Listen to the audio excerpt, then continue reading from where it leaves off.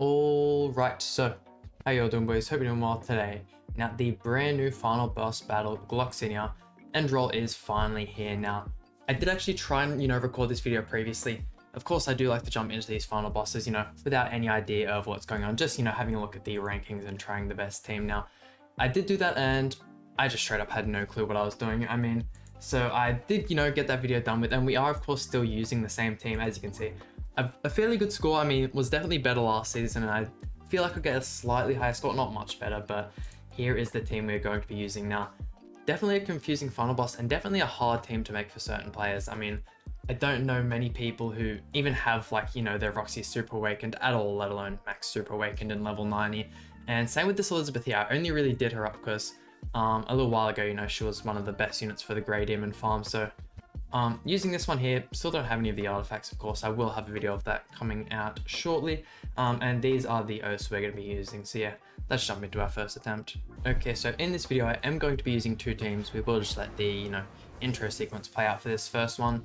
I'll be using the, the team they suggest, the best team for scoring points, and a possible more more just general use team, units, more people might have. So here we go. Not really the best starting hand. I do believe the best starting hand is like a merger on this Roxy card here and then another single target. But I do believe we will just throw out these two and go for the single target. I'll do that most of my starting attempts, regardless of, what cards I pull. But yeah, no, they're like extremely squishy units. As you can see, we're doing like decent damage with like super under-leveled characters. But yeah, no, I was just really struggling to figure it out. And I was trying to, do it without ultimates, which with a team like this, especially with GLOXINIA having like a healing ability, I was just struggling. It was not going well, but let's see, yeah, blockade coming in as well.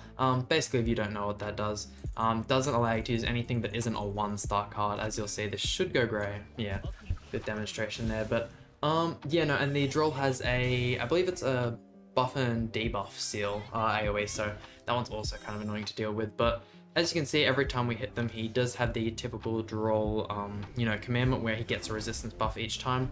And our main points, the main way we're going to be scoring points is, through removing those buffs. And you do actually get quite a bit from healing as well. I'll show that off in a second here. We'll go 1, 2, and what? What turn are we on now? We do, of course, have to do this in under 3 turns. I think I might actually go for this for the time being. Maximize card draw, and we don't really need to heal yet. We don't have like a whole bunch of debuffs. We do, of course, want to finish as well with more than 70% of our health. Now, if you guys do have, an attack defense or an attack crit damage, even Elizabeth, would highly recommend using that. I do, of course, have the Roxy on an attack crit damage set from when, the Halloween Roxy came out. And the Gotha is on a HP defense, since that's all you really ever use Gotha on. Okay, so let's see. I'd ideally like to have the, Roxy ultimate saved for second phase, but you can't always get what you want. We're on turn 4 now, aren't we? Yeah, okay. And 3. As well, waiting for the DROLE to have his heavy metal up gives him an extra 3 buffs, so it's some really, good ways to score points. So you can see we just absolutely rake up the points. And also getting your Roxy to crit, one of the, challenges is hit over 350,000 damage, which, my Roxy's only level 80, only has the free-to-play cosmetics and isn't super awakened. And as long as you can crit that, 350 is still pretty easily, accessible. What are we on now? Turn 5. Okay, I think I'm gonna go buff Gotha, buff everyone, and really betting a lot on this single target killing, huh? We have the attack buff, so we should be able to do it pretty well. In my last run, I didn't actually manage to get that gold buff off. Please kill. Yes, okay, you can see her crits actually do a lot more than I expected. Definitely glad I super awakened, and this is probably the most amount of use I've gotten out of her, as of doing her up. And here we go, we will let this one play out as well. A little unfortunate, I know in some of these final bosses, they like to keep them in their default costumes and having like a transformation mechanic like they did with the, I believe it's the Galland one they did it. So doing that same thing here, only got the, just the UR costumes. But okay, so what do we want to go for? We'll go 1, 2, and what are we on turn 6? Yikes. Okay, I'm not sure if it's turn 7 or well, if it has to be like earlier than turn 7, or you can also be turn 7. We should be able to see that after this, but goddamn, unfortunately no crit on the Roxy, which is super unfortunate. Of course we are going to have max health, so don't have to worry about the, you know, that rule, but yeah, yikes. I guess we just throw these ones off and get this over and done with. So we are indeed, yeah, turn 7 currently. And do we actually get the kill on GLOXINIA? Gosh, I hope so. I mean, yeah, it's not like something you have to get like crazy good luck on to do, but you definitely need a tiny bit of good luck to, you know, complete all the missions. It's, I mean, especially with, you know, like how rare it is that you've actually super awakened these characters, it can definitely be a difficult, you know, final boss, which is why, of course, I'm showcasing the other team now. Actually, I'll go rank up Elizabeth, heal just to remove debuffs, get extra points, be max health, and throughout the ultimate. Hopefully we can actually crit here since, you know, no resistance buffs, and there we go. So we do actually end up finishing that one. I don't think our score will be higher. I mean, that was it was a fairly average run, but yeah, look, that was terrible. Yikes, so much for it being average. There we go, got all those ones done, and yeah, just didn't get the within 7 turns. Okay, so you can still do it on turn 7.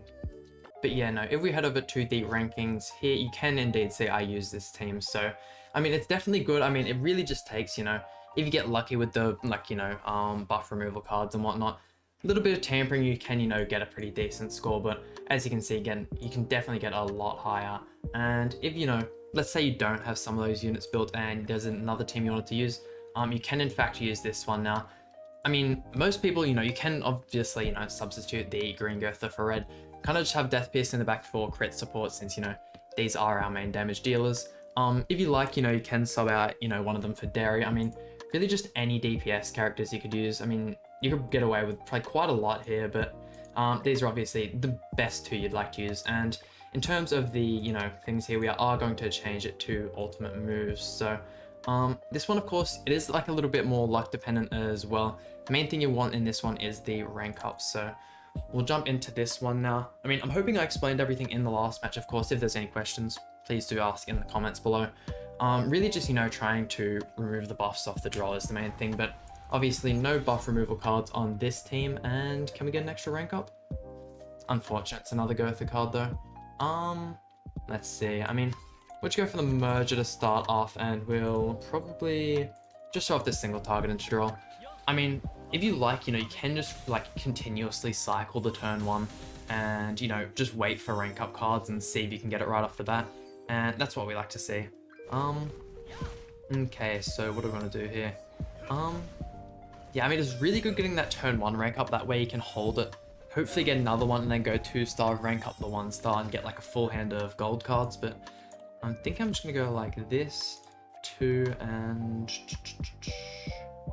I think I'm just gonna attack into DROLE. Hopefully we can get rid of those resistance buffs then. But yeah, I mean, if of course you don't have, you know, the one Escanor, you could use normal Escanor. I mean, his Cruel Sun also has the buff removal, if I'm not mistaken, but it has to be on the 2-star. But of course we do have Gotha here, so that's no worries. 1, 2, and 3. That should get rid of GLOXINIA. Now, obviously not wanting to use any of the ultimates because we ticked the oath there. I mean, you don't get an awful lot of points for the debuff cards, so you don't have to worry about, you know, throwing out the pumpkin bombs or anything. I was just doing it to get it out of our hand. Ideally, you know, our best kind of play here would be to get a rank up. If we can, you know, get a gold Sariel card here, that would be ideal, but ooh, what do you want to go for? Thinking I might go 1 and 2. I mean, we still have a bunch of turns. I mean, you could definitely get a lot better run with this. This is also like pretty optimal farming team.